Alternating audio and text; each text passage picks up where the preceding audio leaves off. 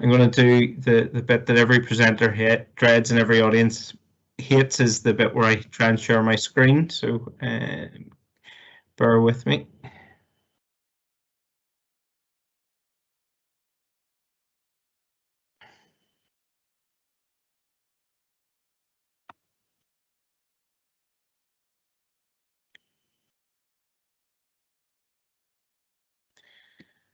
So welcome everyone to this webinar on Achieving Zero, a pathway to zero carbon electricity. Just for those who don't know, I'll introduce you to RenewableNI. We're the trade association for the renewable electricity industry in Northern Ireland. We cover wind, solar, tidal and battery storage technologies, and our members would make up a large majority of the renewable industry supply chain in Northern Ireland. We were co-created, we're sort of a product of the Good Friday Agreement, in that I have essentially two bosses, London and Dublin. We were co-created in around 12 years ago by Renewable UK and Wind Energy Ireland, who recognised there was no industry representation in Northern Ireland, and I suppose rather than fight over territory, they work collaboratively to provide that representation and sort of fund the RenewableNI office along with our membership fees. My slides would move. 2 seconds. There we go.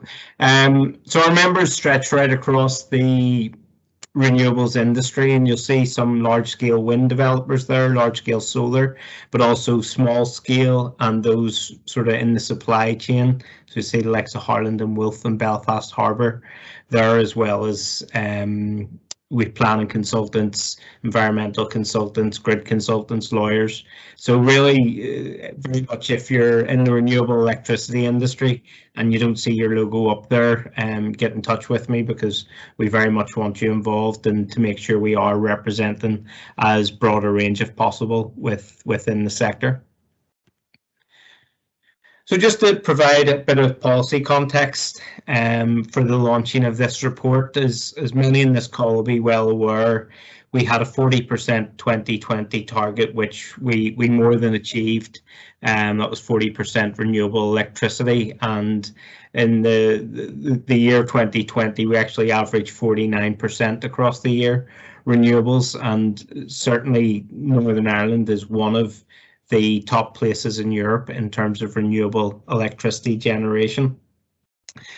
But where we've shown leadership in the past, we're at risk of becoming laggards, because in the last few years, we've seen no new large-scale renewables connect, and that's been due to an absence of energy policy. Almost once the 40% target was met ahead of time, it sort of feels a bit like the focus was taken off renewables, and as a result, we're now in policy terms playing catch up. The Department for Economy is due to launch this year a new energy strategy, and RenewableNI has been campaigning for an 80 by 30 target. That's 80% renewable electricity by 2030. Now the department in its options paper proposed a 70% target with possible revision up to 80%. So, you know, I think we're certainly getting there, and I think when you hear the presentation from Mark Turner this morning, I think you'll see a bit why we want to be so ambitious, and I think as well, as a sector, we have been continually pushing for this RESI target, this renewable electricity target. But I think what's becoming clearer since net zero's been introduced, and as we do more work, and the questions I get, I suppose, as a representative of the industry, is we almost need to move on from talking about the percentage of renewables to the carbon intensity of our system, and that's what we'll cover quite a bit of today, and sort of putting Northern Ireland in the kind of global context. The International Energy Agency has said that we should, all advanced economies should be at zero carbon power by 2035. And I think given what we've just said about Northern Ireland having led on renewable generation. I don't think we should be any less ambitious than that. I think that's the least ambitious target we should have, and it's worth noting that I suppose more locally, the UK Committee on Climate Change's sixth carbon budget also called for the UK to be at zero carbon power by 2035. So I think this is a target date that the energy industry is starting to coalesce around, and as I say, one I think we should replicate in Northern Ireland.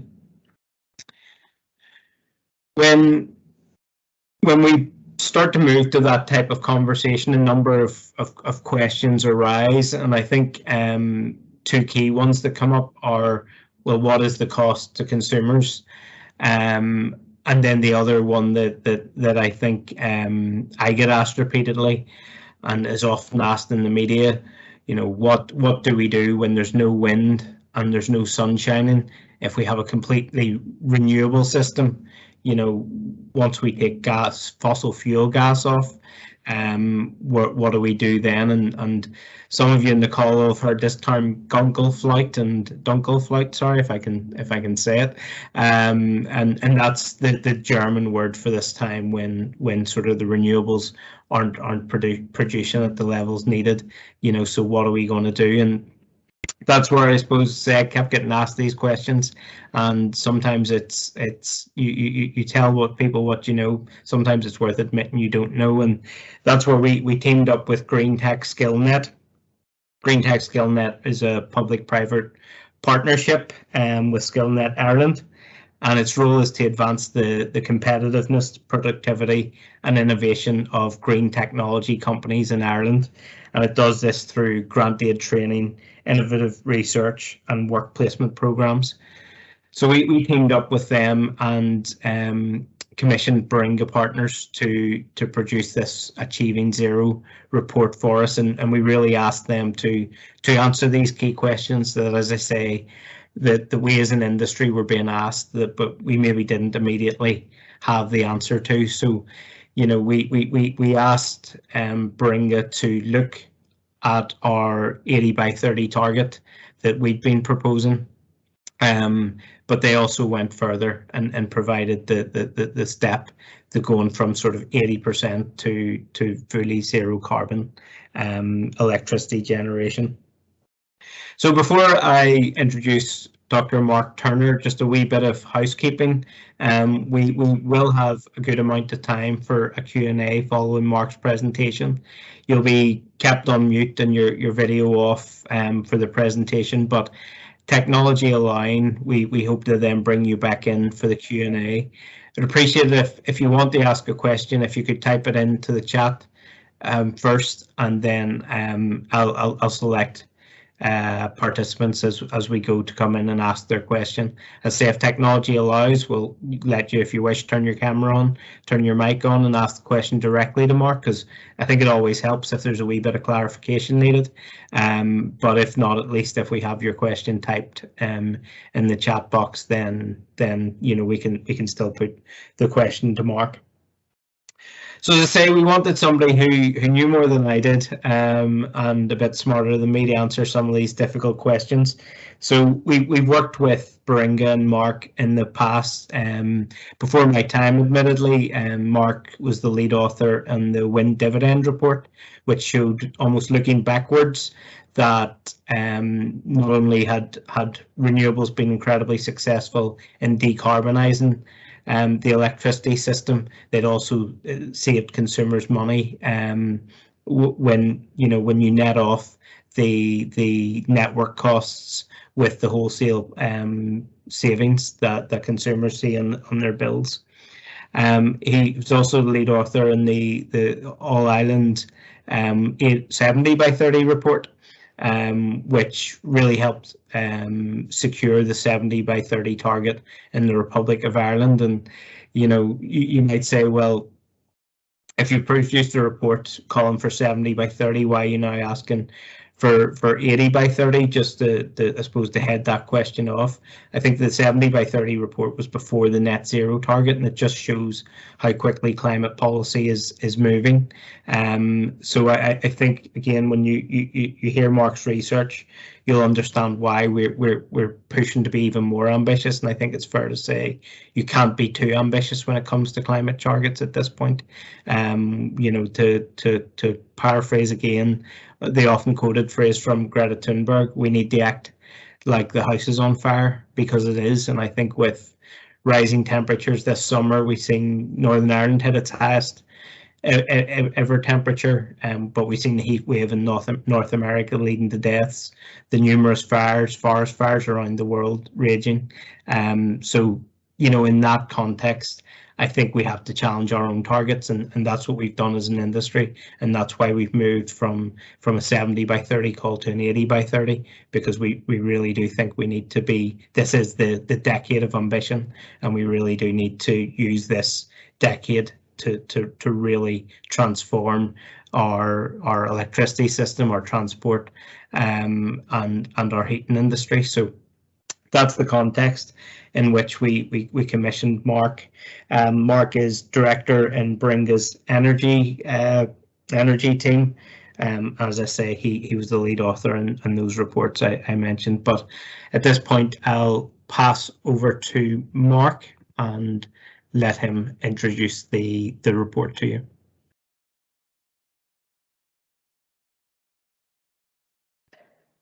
Thank you very much, Stephen, and good morning, everyone. Hopefully you can see my slides on the screen there, and I'm really excited to take you through this morning some of the work that we've been doing with Stephen and with RenewableNI. As Stephen says, focused on how Northern Ireland can achieve a zero carbon electricity system, what that pathway looks like, and how a sort of interim milestone could look, focused around that 80% renewable electricity level that Stephen referred to. So I'm going to take you through some of our findings, some of the work methodology analysis that we've put into the report, and then, as Stephen says, at the end there'll be a good opportunity for Q&A.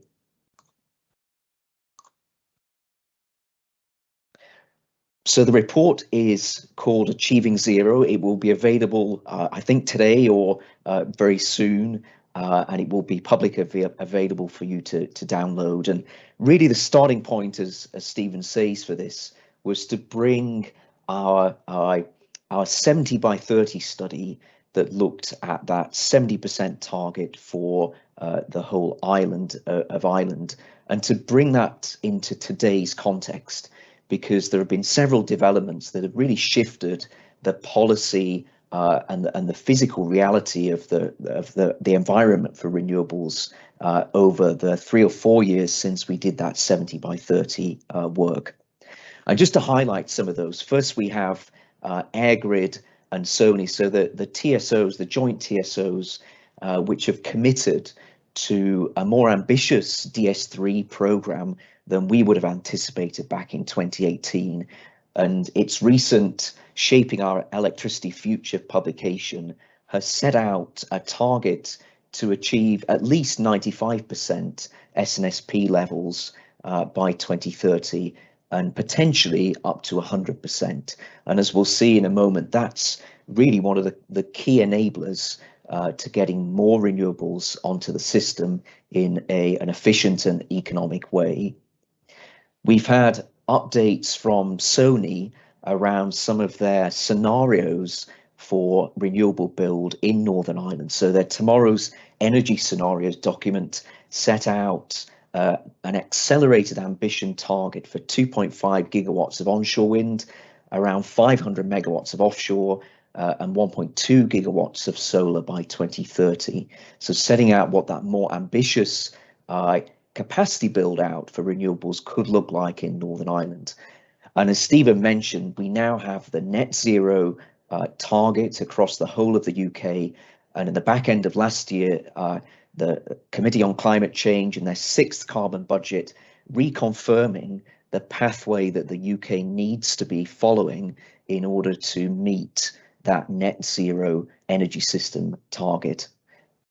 And of course, not to forget Stephen's very, very important point as well, which is that Northern Ireland already has a renewable power system that is a leader globally, with that amazing figure of just under 50% of consumption met by renewable sources last year. And so it's in a fantastic position, an amazing starting point to push forward, hopefully with the right policy support, towards some of these more ambitious and achievable goals.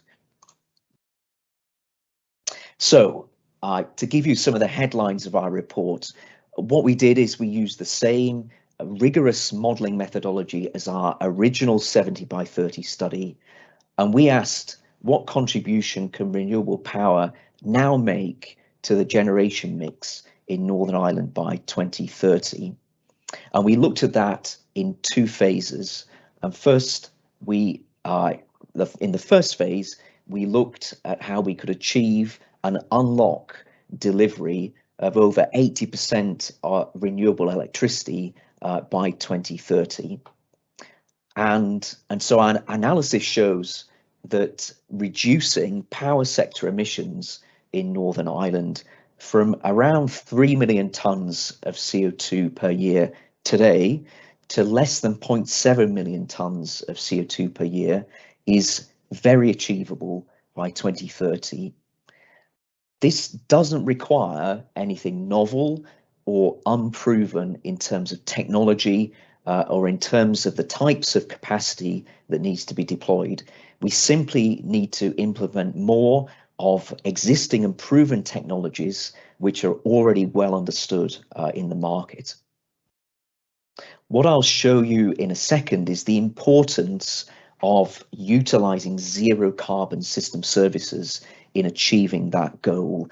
This really helps the grid to remove its reliance on gas-fired plants to meet some of the operational constraints, and that provides space on the grid to integrate a greater volume of renewables. That really is one of the key enablers, and I'll say a little bit more about that as we go through the presentation.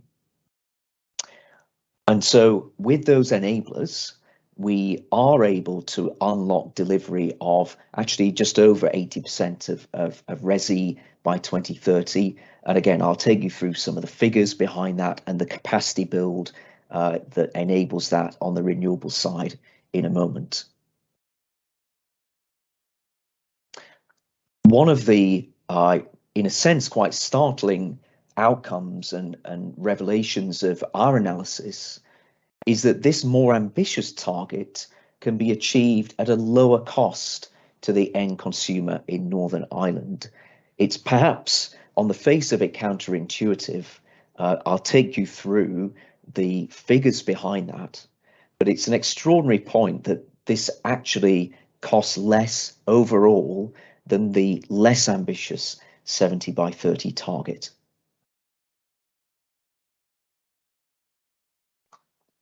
In the second phase of our study, then, we further show that achieving a zero carbon power system in Northern Ireland is possible and achievable in the 2030s.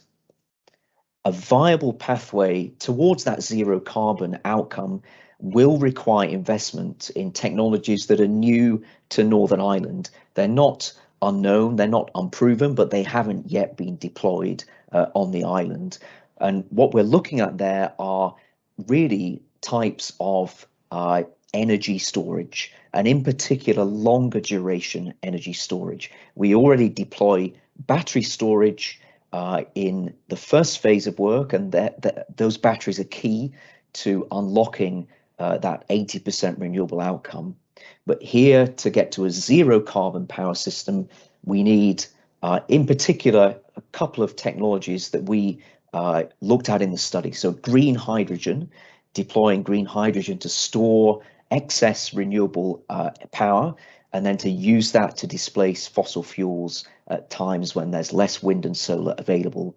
And then other types of long duration energy storage to supplement that green hydrogen as well. We also need some policy interventions, and in particular, we found that it was important to have a strong carbon price signal in order to achieve this zero carbon outcome. And so we looked at the implementation of a £90 per tonne of CO2 carbon price floor. So let me take you through a little bit how that sort of pathway of emissions goes from where we started in our original 70% report. So that was at a 1.3 million tonnes of CO2 level, the blue bar on the left-hand side of this chart.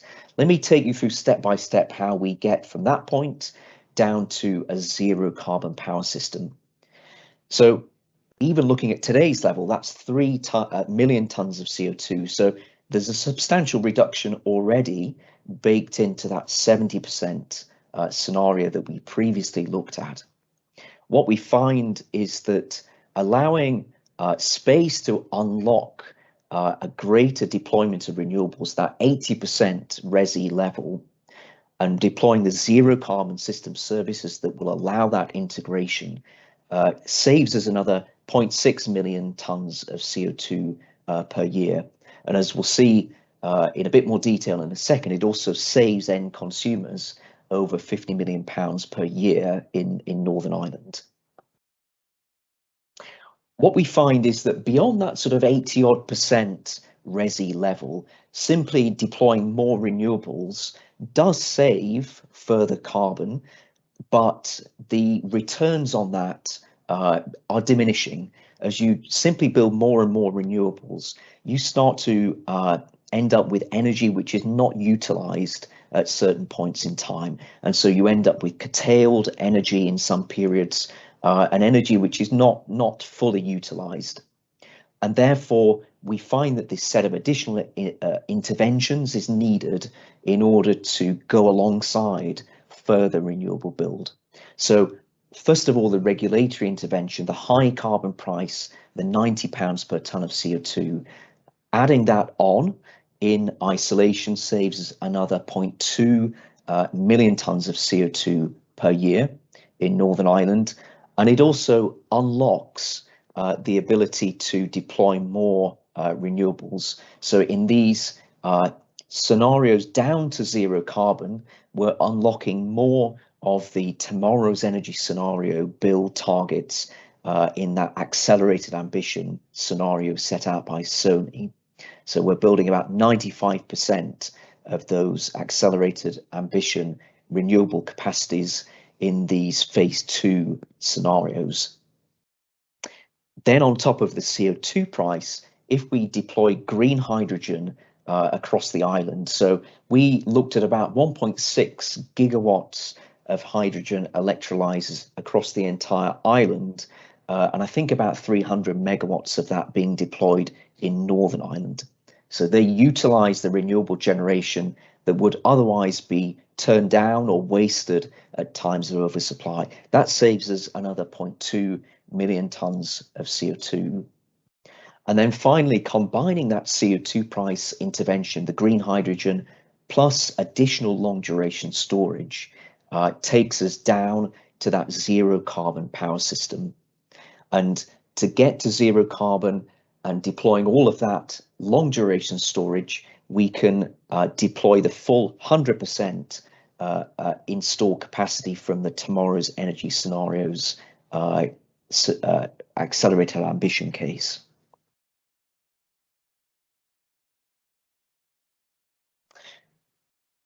So let me take a few moments just to go through each of these phases and just pull out a few more of the assumptions and key findings that we found in our work. So first of all, that first phase, looking at how we get to that 80% renewable power point in Northern Ireland. So in all of our model scenarios, we're taking Sony's tomorrow's energy scenario new build levels as a guide for a sensible renewable mix in Northern Ireland, and then we're prorating down that new build wind and solar capacity from that scenario to get to varying levels of renewable energy. So we've got the situation, first of all, on the left-hand side of this chart, the installed capacity at the end of 2020. You can see that taken straight from the generation capacity statement. Then we've got the 70% situation, which we would have modeled previously in the 2018 report. And then we've got the 80% ambition case, which is our first key scenario in this new report.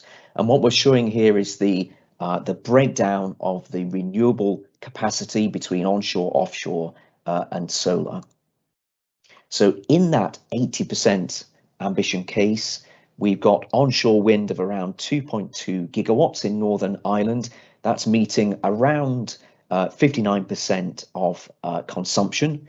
We've then got around 380 megawatts of offshore wind deployed. That's contributing another 15% RES-E. And we've got around 950 megawatts of solar PV deployed in Northern Ireland, around 8% contribution towards the overall 80-odd% in that scenario. On the demand side, again, we're anchoring our assumptions in the Sony-TESNI assumptions. And so we're using, where we can, very transparent and referenceable sources for the key inputs to this work. We assume, as well as growing demand in general, that there's a growing quantity of flexible demand on the system. And that flexibility on the demand side, alongside energy storage, we find in our modelling is really crucial to the integration of renewables.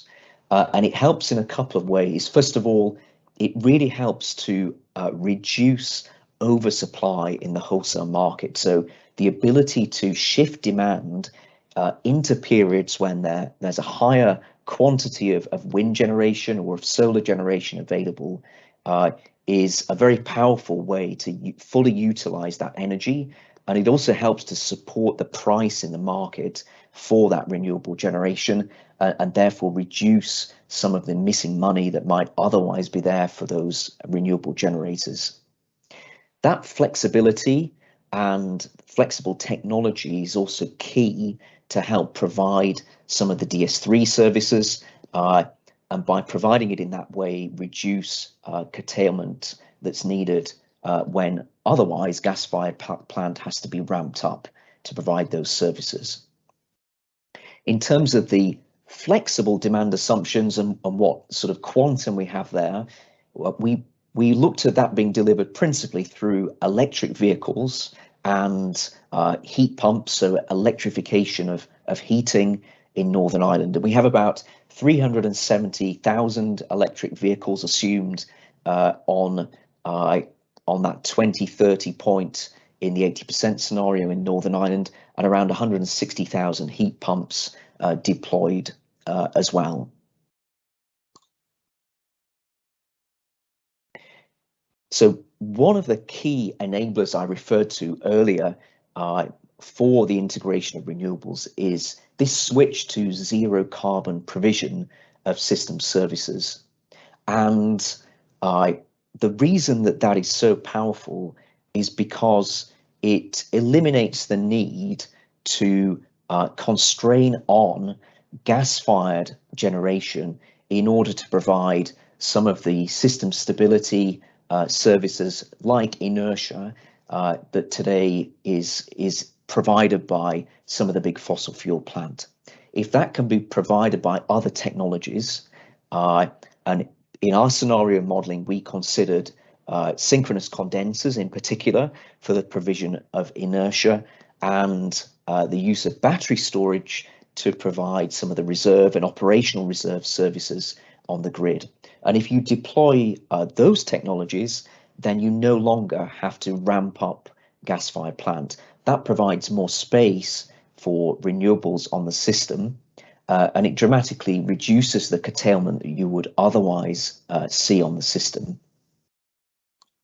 You can see that in a little bit more detail here where we're showing the number of big fossil fuel stations which must be on load and running throughout the year. So on the left-hand side, we have the picture from our 70% alignment scenario. So this doesn't have zero carbon provision of system services, and instead you can see that you always have to have big fossil fuel power stations online in all hours of the year in Northern Ireland and in SEM as a whole.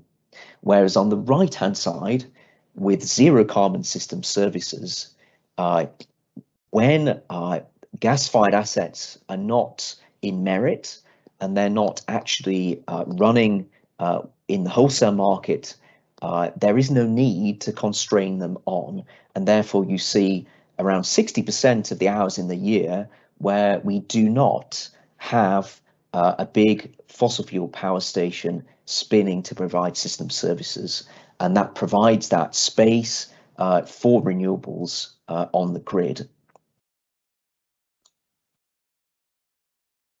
So then, just to give a little bit more detail on the emissions picture, we referred to the emissions we have currently on the grid, around the 3 million tonnes of CO2 mark for Northern Ireland today.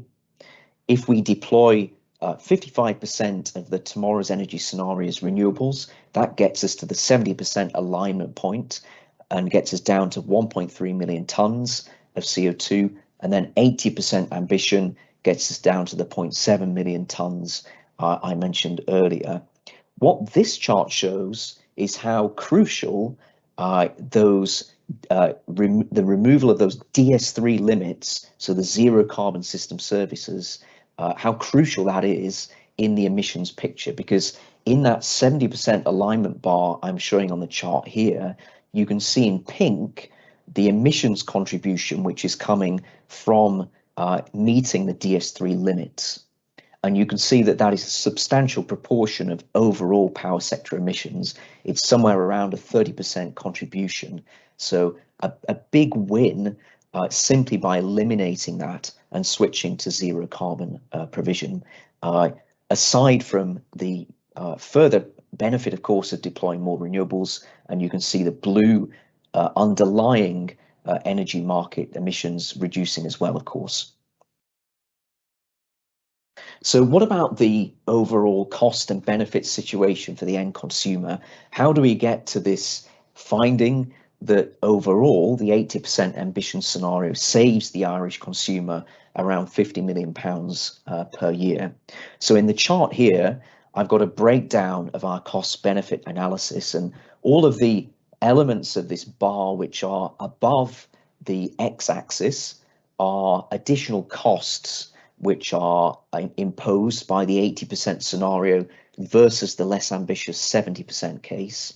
And everything below the line represents a saving for end consumers. And it's important to show that there are additional costs here in meeting that 80% case.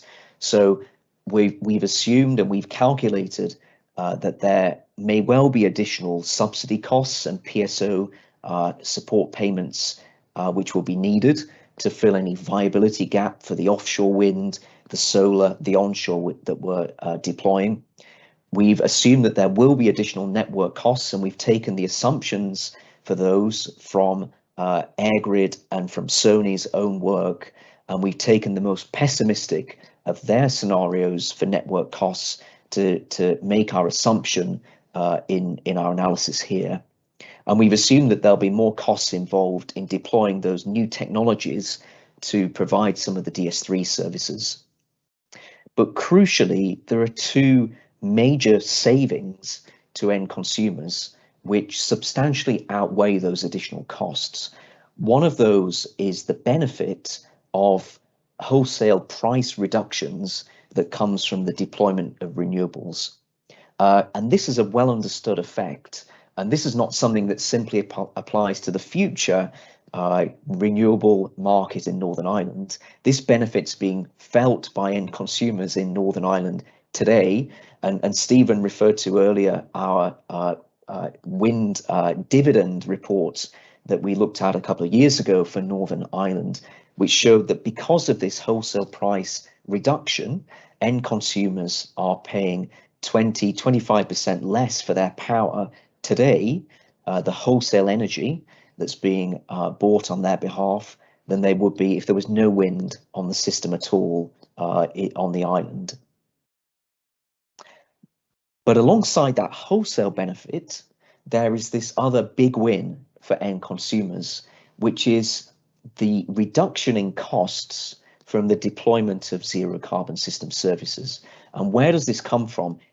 It simply comes from the fact that you no longer have to pay for the gas, the fuel, and the carbon that's being consumed by power stations, being paid to be constrained on providing system services. So this is to say nothing of the additional DS3 or constraint payments that are delivering additional profit, perhaps to those generators. This is simply looking at the cost saving that you don't have to fuel those assets to run throughout the year.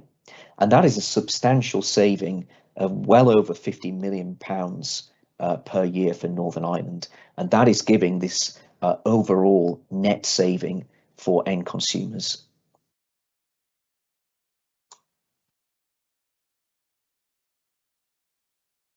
So then phase 2 of the work went further. We looked towards a zero carbon power sector.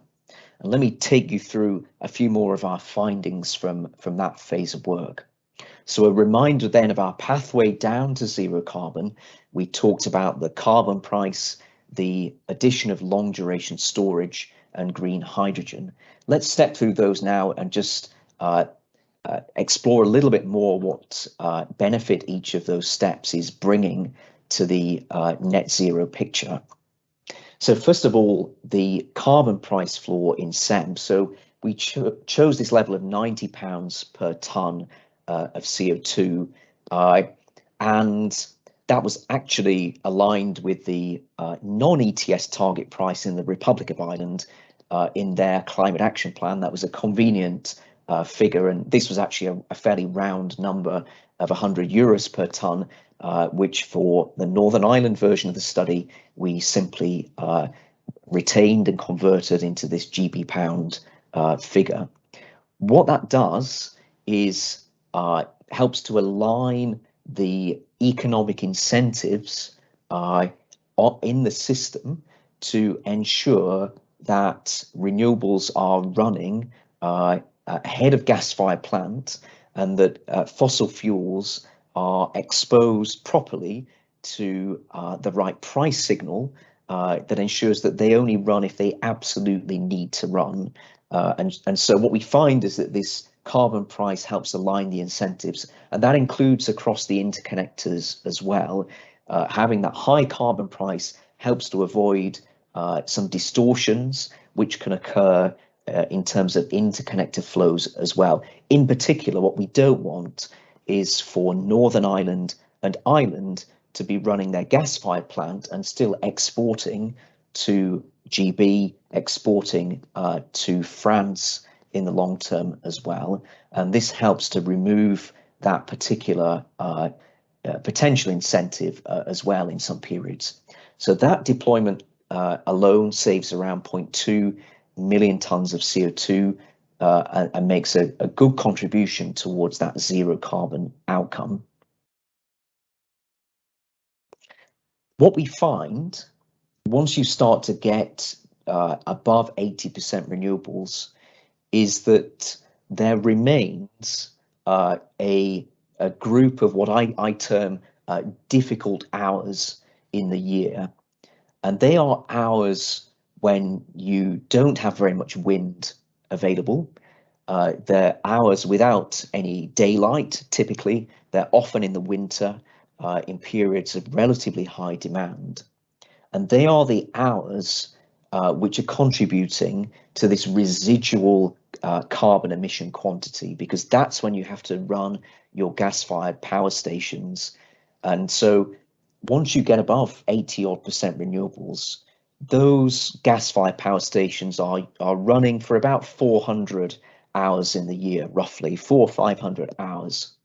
And those are the hours where we must deploy low carbon energy to displace that gas-fired generation. And so the key way to do that, we found, is through types of long duration storage. You need to be able to capture the renewable generation where there's an abundance of it and shift it to these 400 or 500 hours in the year and displace the gas. And so one way we looked at doing that, and a very effective way in our analysis, was to use green hydrogen. So here we've deployed 300 megawatts of electrolyzers in Northern Ireland. They operate to produce hydrogen when power prices are low and when there's an excess of renewable energy. What we then do is store that hydrogen, and it can be utilized then to generate power in retrofitted gas-fired power stations. So we've assumed that a certain quantity of gas-fired plant is retrofitted to run on hydrogen, and that is then dispatched during some of those difficult hours and displaces fossil gas. That makes a big contribution towards our zero carbon target, and we reduce emissions by around 0.4 million tonnes of CO2 through that green hydrogen measure. As well as green hydrogen, we looked at other types of long duration storage. And so we deployed around 260 megawatts of long duration storage in Northern Ireland. We assumed this had a round trip efficiency of about 60%. So a relatively conservative assumption on the efficiency of this storage. We were not prescriptive around the exact technology, and so we modeled a generic long duration storage asset, but there are a number of technologies which are well known and which could be deployed. So things like liquid salt energy storage, pumped hydro, of course, very, very well known technology if you can find the right site. Compressed air or liquefied air storage, some of the more novel battery compositions that are better suited to long duration storage, perhaps than lithium ion, and then gravitational potential. So a group of technologies that could be deployed. And again, what this does is to flexibly absorb excess renewable generation, which you can see on the chart on the right hand side here. We can see for 70% of the hours, 30% of the hours in the year rather, we've got that storage absorbing excess renewable generation. And then for around 15-20% of hours, that storage is generating, and for some of that period helping to displace fossil gas. And the emissions impact of that, so combined with the other measures, with the green hydrogen, the CO2 price, that reduces us down from that 0.7 million tonnes to a completely carbon-free power sector in Northern Ireland. And looking at the whole of SEM and the entire demand across the island, and we've just given a breakdown here of how that demand is being met. So from the 60 terawatt hours we assume across the whole island, 58 terawatt hours of that is met by wind and solar, a couple of terawatt hours of other renewables, so biomass, waste to energy and hydro, and then a couple of terawatt hours of green hydrogen fired thermal generation. We look then in this second phase at the cost of reaching that zero carbon power system, and we analysed the technology cost involved in each of those steps. So the green hydrogen and deploying the long duration storage to get to the overall zero carbon state. And so we've shown the technology cost in millions of euros in 2030. This is an annuitized technology costs. So we annuitize the CapEx, the OpEx over a certain economic lifetime for the assets, and this is the annuitized cost that would fall in the year 2030. Of course, that would carry on for future years as well, for the duration of the lifetime of the assets. So you can see, to reach the zero carbon state with the technology we've deployed is around a 40 to 45 million pound technology cost. And the interesting thing there is that that is still a little lower than the saving to end consumers that we identified in phase one. So overall, the saving that we've identified from getting to that 80% renewable point is commensurate with the technology costs that are then needed to get to a zero carbon system. So although there will be additional costs needed, of course, with these new technologies, it's not at all, it's not at all the case that gives a substantial net overall cost to end consumers. And the overall economic picture still looks very favourable in this zero carbon case.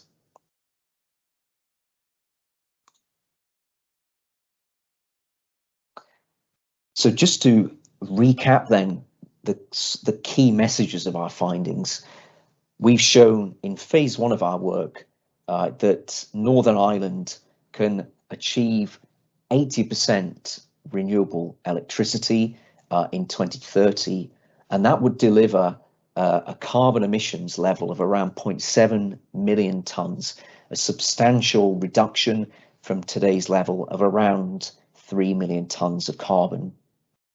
And we unlock that delivery of 80% renewables through zero carbon system services. And this scenario saves end consumers in Northern Ireland over £50 million per year by 2030 versus the less ambitious 70 by 30 target. And then we've shown in our study that a zero carbon power system is an achievable target for Northern Ireland in the 2030s. That pathway to zero carbon will require investment in new technologies in Northern Ireland, the long duration storage, the green hydrogen, and it will require regulatory interventions to make sure that the market is working efficiently and that we're sending the right signals to different types of generation. But there is nothing in that zero carbon case which is unproven and which is novel overall. Even the technologies we're assuming are technologies which we see being deployed elsewhere, and we're happy to expand a little bit on this perhaps in the Q&A, but we're already as Baringa working on numerous projects elsewhere in Europe, in particular for the deployment of green hydrogen and hydrogen electrolyzers. So all of that technology is already happening in other markets in Europe. So perhaps let me conclude the main part of the presentation there, and I'll maybe hand back to Stephen to keep us in order for some Q&A, I think. Mark, thank you very much. That was incredibly interesting presentation, and you got a lot of detail in there in a relatively short space of time given the size of the report. But hopefully a number of people asking, can we share the video, and we'll certainly do that, technology allowing. But we are recording, so we should be able to share it with you, to everyone who's registered.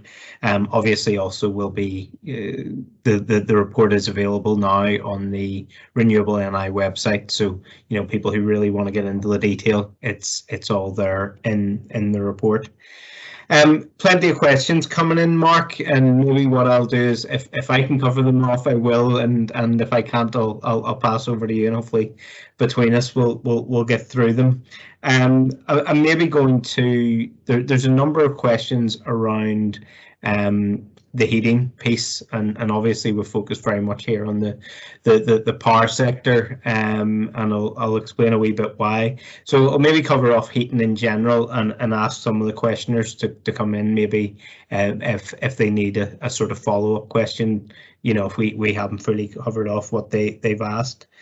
So I suppose in the general point, why are we focused on power? Well, partly because that's what RenewableNI does, where our members are primarily engaged in the electricity sector. But as we move towards net zero, I suppose old lines of distinction are going to blur somewhat, and you know, I think RenewableNI will very much be engaged in heating. But I think the other thing to say is power will be the bit that decarbonises first. I said in the intro about this 2035 target for all advanced economies to decarbonise their power sector.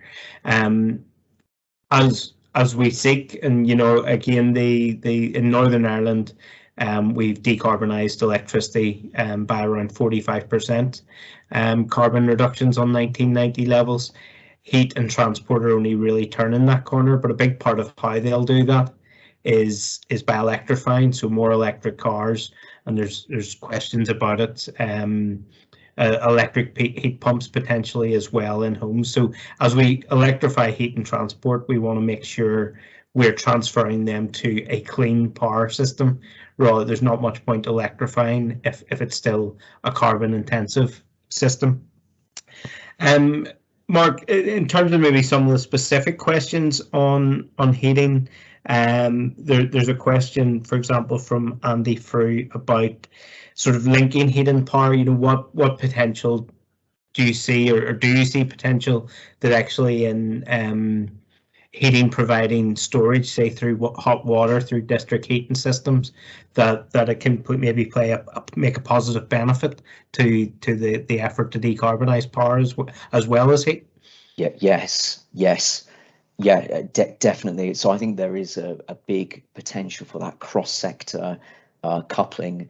I think in one of the annexes to the report, we look at the report is quite weighty, and there's a lot of stuff in there that we didn't have time to cover. One of the things that's in the report is an annex that looks at the electrification of industrial heat, and that's just an example of that kind of benefit, because that was looking at a case study of how steam and heat provision in industry could be electrified, so using a kind of electro boiler style setup. The advantage that would bring in the power sector through a reduction in curtailment and helping to integrate more renewables. So we quantify that benefit. But I think that potential for flexibility and storage on the heat side is an additional win. So again, I think there are quite a lot of cross-sector benefits that we actually haven't incorporated in our analysis. As Stephen said, partly to keep the work manageable and to keep the scope, manageable, because things grow in complexity as you go cross-sector. Of course, we restricted ourselves for the modelling just for the power sector, but I actually think that does underplay some of the benefits that you would see cross-sector. So I think that heat and steam storage is a key one. So that brings potentially demand flexibility. You also possibly have the potential to couple up a steam turbine to that kind of installation. So if you have a very big industrial electro boiler producing heat and steam, actually that can be stored and possibly used directly for power generation, if it's needed for that at very peak time. So a lot of flexibility in that.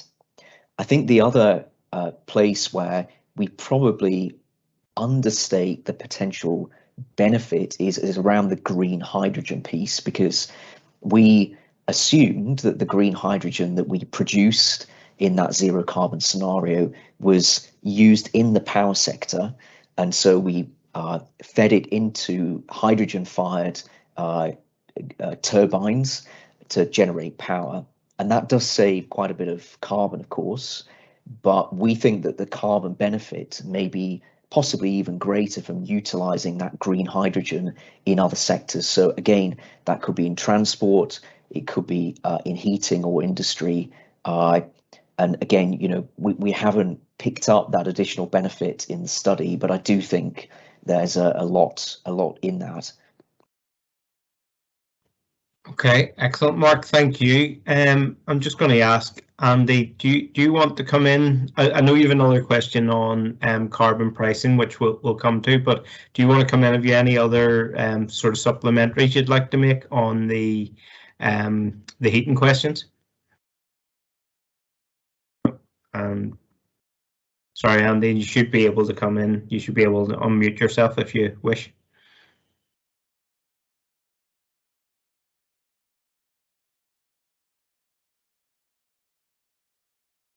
Nope. Okay. Don't know if Andy's away from keyboard or he should be able to unmute. The other person who had a question on heating, Laura Fitzmaurice, you had a question about sort of heating and transport. Was it covered sufficiently, or do you want to ask a supplementary? Hi guys, thanks for the presentation. No, I think I just was interested to know, is there other bodies or organisations that are looking at a like all over interconnected energy strategy? But I think you've answered the question, so it's good. Thank you. And I suppose in terms of the other body looking cross-sectorally and overall at a whole strategy, it's hopefully the Department for Economy, and we're expecting the launch of an energy strategy later this year. So, you know, and I think this will, I know there was a question as well, will there be support for electric heat pumps? You know, those are the types of questions we hope we'll begin to see the answers to when the energy strategy comes forward. I suppose today we're presenting Mark's research, but also I suppose RenewableNI's policy asks. But it's ultimately the role of the department to provide the strategy and the pathway. I suppose what we're trying to do is give them a strong evidence base to make those decisions. I mentioned, I think it's an interesting question, Andy Fruit also asked about carbon pricing. So I suppose you mentioned Mark, the rationale from an ROI perspective in terms of government policy there. Do you see the UK policy heading in that sort of similar direction? Andy quoted a figure of £300 the current carbon price. I think he alluded to. So do you see a kind of synergy across different nations as regard carbon pricing? So I think we need more synergy and probably a little bit more policy direction on this. I think there's a bit of uncertainty, I think, over the medium long term carbon price regime in the UK. It's a post Brexit, and so I think it would be helpful to get a little bit more clarity on that. I mean, we've seen, of course, in the EU ETS, big carbon price rises already. So I think you know, today's carbon price must be in the 50 odd euros a ton. We've been up to 60 in I think the past couple of weeks. And so I think there has been a shift actually in people's kind of expectations around the carbon price. And at Baringa, we're having to slightly recalibrate our view of, well, what does a kind of sensible medium long-term European carbon price look like? Because I think, you know, if we went back maybe even 6 months or, you know, 12 months, and we were talking about 100 euros a ton floor price for carbon, that would have sounded quite out of reach and, you know, a very punchy number. But in a world where, you know, we've hit 60 euros a ton and it's 2021, you know, to hit 100 euros a ton and be at that level in 10 years' time suddenly doesn't feel that, you know, that bullish, I would say. I think what we find is that the carbon price, a strong carbon price signal is helpful. We found in our analysis that it helps to reduce some of the unintended consequences, particularly across interconnector flows. So because of the different generation mix that you have in the UK, in GB versus Northern Ireland, and in France and the continent versus SEM, you can end up with unhelpful interconnector flows if you don't set a strong carbon price signal that means that gas-fired generation is incentivized to only run if it really has to.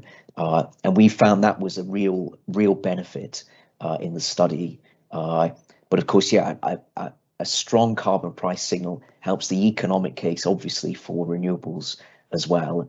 And so, yeah, policy certainty around that would certainly be helpful.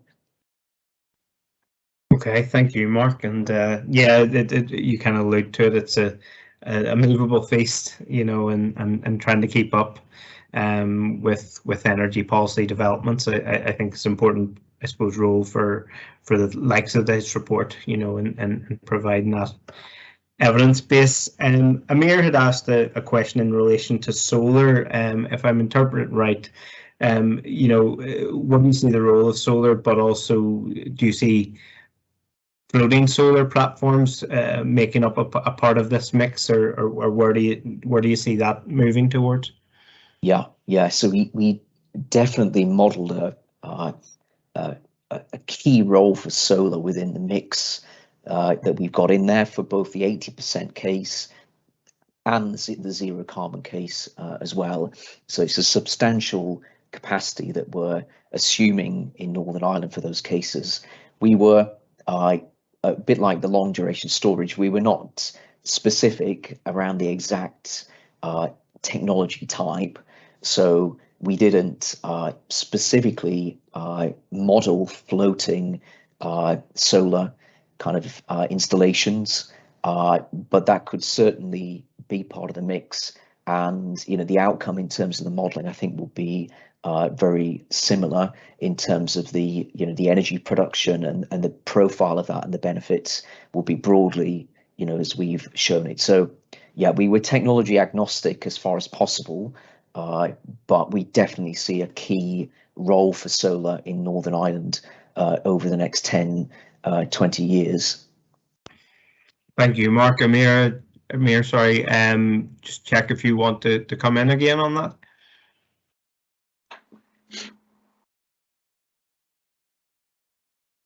No, okay. We'll move on. Conscious some people are maybe dropping off as well as we go through these. So a number of questions from Mark Alexander. I'll maybe ask Mark in the first instance if he wants to come in and ask them directly. Hi, Stephen. Yeah. Hi, Mark. It's just really to understand the analysis a bit better. Mark, can I just say that was really interesting, like, very informative. It was just to understand whether or not, you know, the benefits, particularly in relation to wholesale energy costs and the DS3 savings, do they include the cost of carbon? Yeah. Thanks, Mark. Yes. Yep. So the carbon cost is factored into those savings and the benefits, yeah, that we've calculated. Yeah.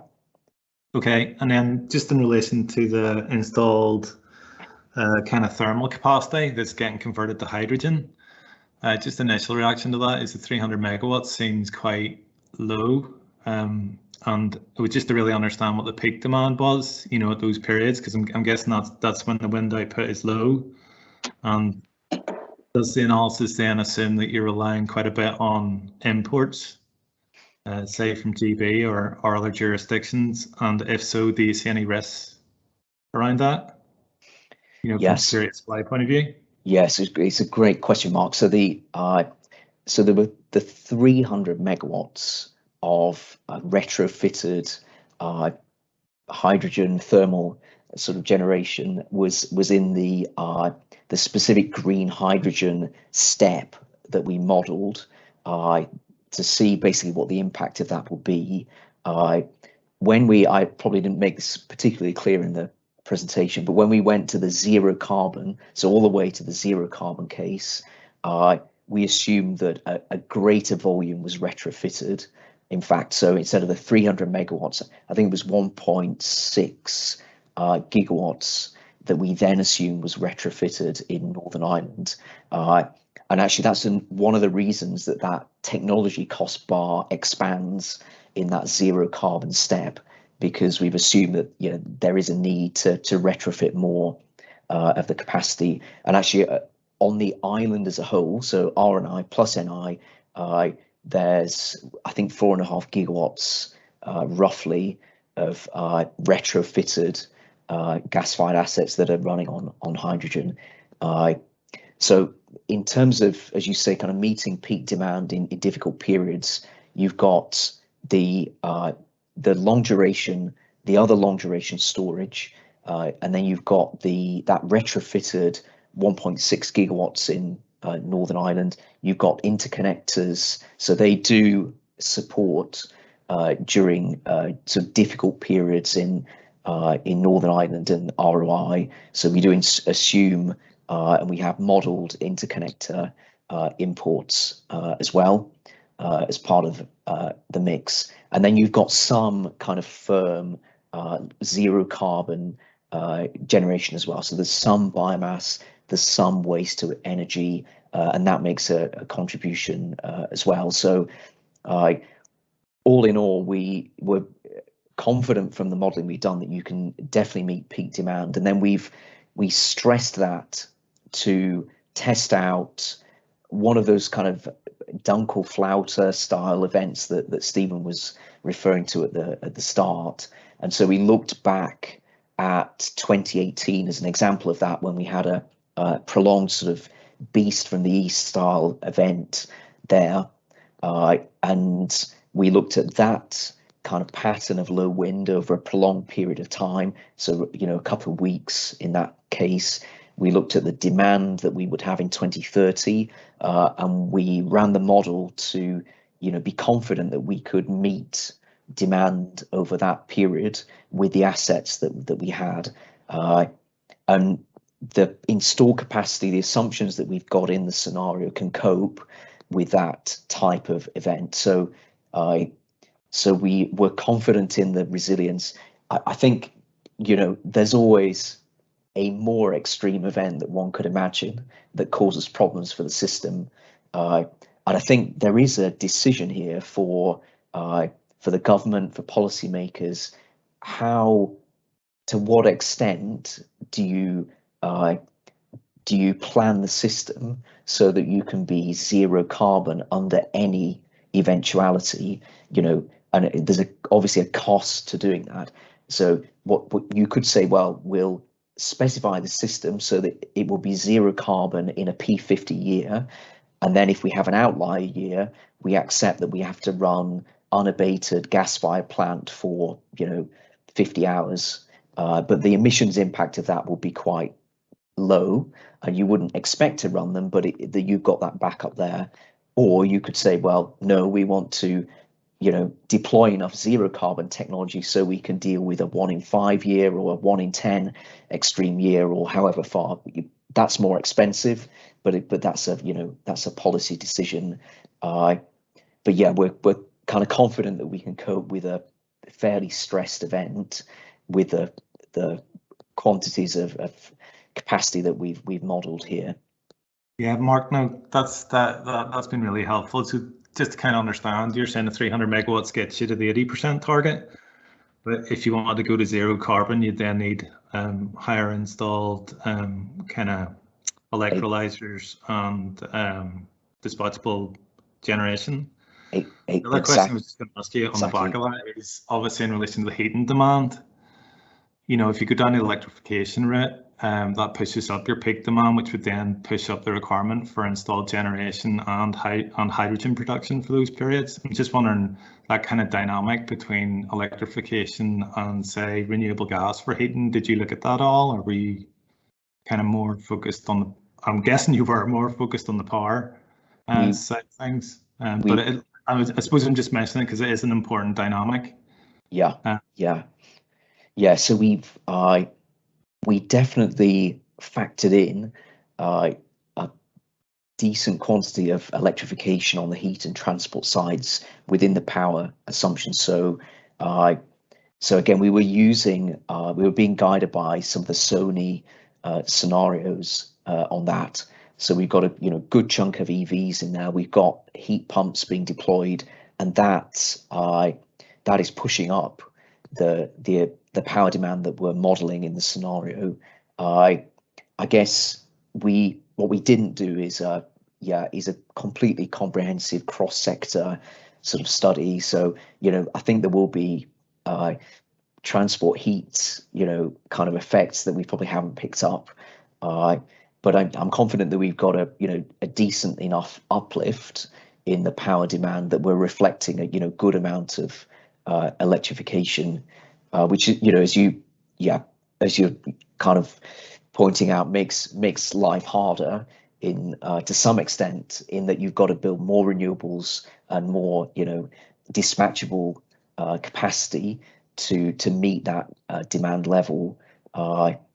But if the demand is flexible enough, then it helps out as well. And again, we were, I think, relatively cautious with the amount of flexibility that we factored into the demand.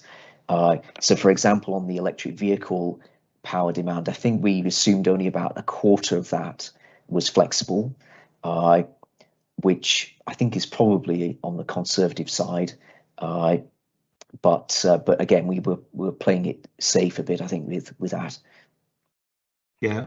Okay. No, listen, that's been really helpful. Just the last question was just again to understand, the generic long duration storage. Like, what duration is that? In hours? Is it 6 hours, 8 hours? It's quite long. It is quite long duration. So for modeling purposes, we modeled 100 hours duration. Now, that depth of storage was not frequently used in the model, but we were keen that we didn't artificially set a constraint on that storage level, because some of those technologies that we listed on that slide could offer that depth of storage. So yeah, that was what Mark, see, just on that, sorry to interrupt, I don't think there's any technologies that would do 100 hours. Is there? So is that demand not more likely to come from hydrogen? If unless there's some new technology comes along. Yeah, so I think some of those long duration technologies can get close to 100 hours, I think, Mark. So I agree. There's not a huge amount of storage currently deployed which will be up at that level, but I think it's technically possible for some of the technologies. I think it's a good point, though, that the green hydrogen and the long duration storage are playing quite similar roles, really. So, in the analysis, if there was a bit more green hydrogen production and utilization and a bit less on the other long duration storage, and that split was a bit different, I don't think it radically changes the kind of outcome. Yeah, I think it's a fair point. Yeah, no, listen, Mark, thanks very much for taking the time to explain those. Appreciate it.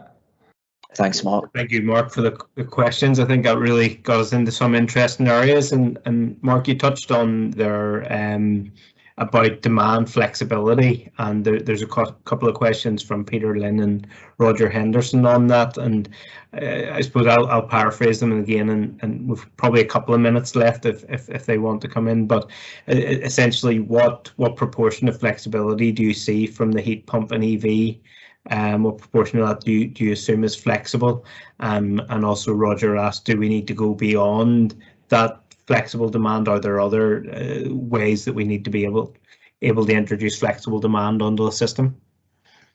Yeah, so really good questions, and so I touched on the sort of proportion of the demand we'd assume was flexible. It's quite low, I think, overall. I say so 25% of the EVs we assumed were flexible EV demand. So I think, so colleagues would tell me that is a bit pessimistic with modern charging technology and smart chargers and stuff like that. I think that could be increased, but 25% is what we put in there.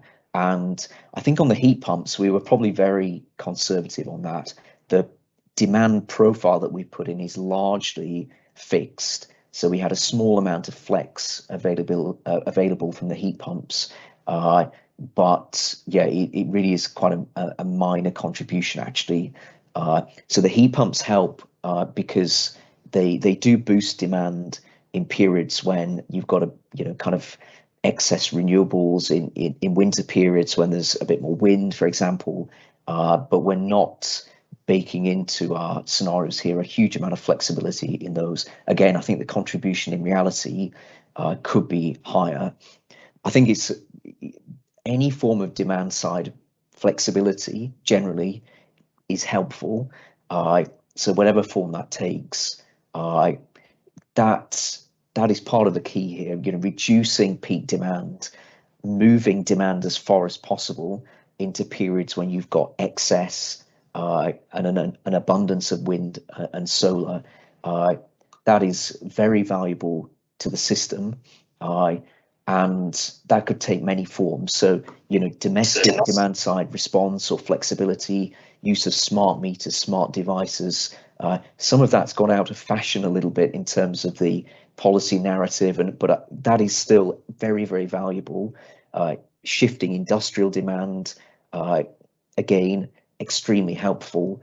I think that sort of thermal storage that we referred to earlier has a lot of potential, particularly for industrial consumers who are producing a lot of heat and steam, process steam for use, on site.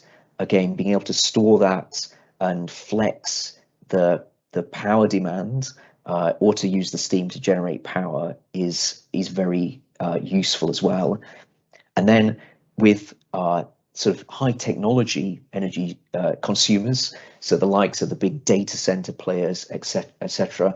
A lot of those players looking at how they can shift demand a bit more dynamically as well, and they can do that even geographically.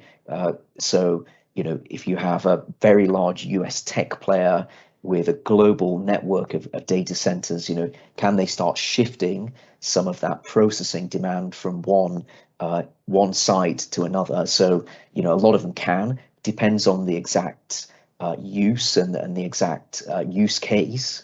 But if you're streaming a YouTube video as an end consumer, you don't really care whether that's coming from California or it's coming from Dublin or wherever, as long as there's a reasonable, it's reasonably responsive, and therefore that creates almost a virtual interconnection, which is a sort of very powerful concept as well. So a lot of forms of that, and a lot more attention needs to be put on the demand side, I think, to achieve the goals on the renewable side. Very good. And we do have, and I know we've at least a couple of people on here from Department for Economy, so hopefully that message is getting across on demand side, because I know there's a feeling that's been almost the poor cousin of some of energy policy. So again, we await to see in the energy strategy for how that's addressed. Listen, there's a lot more questions, Mark, but I think we've probably exhausted our time. So listen, at this point I'll say thank you for the quite detailed answers, as well as the great presentation. And just if participants have time to stay on for a few more minutes, I'll maybe just talk almost sort of next stages about how we use this report. So I'll just share my screen again, and we'll sort of finish off. So really, I think the point the report tries to get across, and I'd like to get across, is we now know the technologies that we need to get to zero carbon. There's a number of questions there, but I think, as you hear, they've been well considered by Mark and his team. So, really it is over now to the Department for Economy and producing the energy strategy. And I think try not to do them a disservice. They've said that the strategy will be a live document. So, we're facing huge challenges across a number of sectors. But I think this report is a really useful intervention in presenting us with a pathway to zero carbon power, and hopefully can feed into the work of the department and providing an overarching energy strategy. But I think, again, speaking quite candidly, when I'm asked, I say my concern is not so much with the direction of travel. I work very closely with the Department for Economy and the likes of Sony, NIE, and the utility regulator. And my concern isn't about the direction of travel. I think everybody is clear about where we need to get to. It's about speed. And I think we really do need, we've seen it through COVID, that we can move with urgency when we have to. And again, coming back to the language of climate emergency, that's how we need to start acting like we're in an emergency, because sometimes our public processes are just not getting us where we need to be quick enough. And indeed, I noticed there was a question about almost the stages between now and 2030, and it's a good point, because we still don't have in Northern Ireland an effective route to market. We need investments in the grid. There's no point building more renewables if you can't connect them. So we need all these policy steps to happen simultaneously, not maybe sequentially as they've often happened in the past. So this is very much part of a wider piece of work that RenewableNI has conducted on as part of our countdown to COP. So today's webinar was the first in a series. Next month, and again, I noticed there was questions about how much distributed renewables will play a part, and KPMG have done an analysis on the future of distributed wind in Northern Ireland, and because we are quite unique in that we have approximately a quarter of our renewable generation would be considered small scale, certainly below 5 megawatt projects, which it is significant, and RenewableNI would certainly argue we can build on that. We're up front. If you want the most megawatts at the cheapest cost, you go large scale. But equally, if you want to share the benefits of the energy transition, there's a lot of talk about a just transition. I often say it has to be a must transition first, but also let's make it a just transition. And we've democratized energy from going from 3 power stations historically to over 23,000 when you count every household that has a solar panel. So we're democratizing energy. We're more people are reaping the benefits. And again, moving on, I suppose, to the final in our series, we'll be doing a launch at our conference of the economic impact of onshore wind, but as part of that wider event, we'll be looking at how we maximise the benefit for communities, to make sure that, as I say, as many people as possible are sharing in the benefits. Again, the onus will be on the department to provide that strategy and to provide the framework, but certainly we as an industry are committed to maximising the benefits and ensuring that renewables, as I often say, it's not enough that we save the planet. We have to invest in our communities as well, and we're committed to doing that. But these things go hand in hand, along with protecting biodiversity. We have to get all these policy objectives right. If we focus on one at the expense of the other, then I think we'll face opposition. Whereas if we're holistic in our approach and say keen to work with the department in that, then I think we can deliver benefits across the piece, and hopefully the energy transition is welcomed. I think it should be. I think we'll see with these future reports, there's real potential for the economy in terms of a green recovery, but also for communities to benefit. So I'd just like to finish by thanking Mark and his colleague Alec at Baringa for the incredible amount of work they did in this report.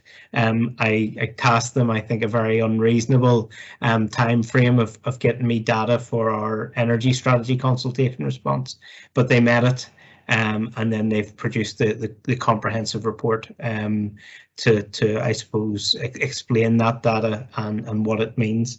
So thank them very much. I want to thank Judith, the RenewableNI Comms and Events Manager, for doing the tech behind all this, and I think it's run quite smoothly. I hope that's been your experience, and so I know she did an incredible amount of work to prep for this event, as did Mark Ruan from Green Tech SkillNet, who's really helped us. This is our first webinar as RenewableNI, so having Mark's expertise and experience in these things has been really helpful. And then finally, just thank you all for attending. We will be sending out the link to the report. I know Judith has put it in the chat, and we'll share the recording if we can. And as I say, the report's available on our website, and happy to engage further. If anyone wants to get in touch, I think, yes, my contact details are here, so and they're on the RenewableNI website. So please get in touch if you want to engage further in this report. We really are proud of this work, excited about it, and yeah, we want to talk about it as much as we can. So thank you.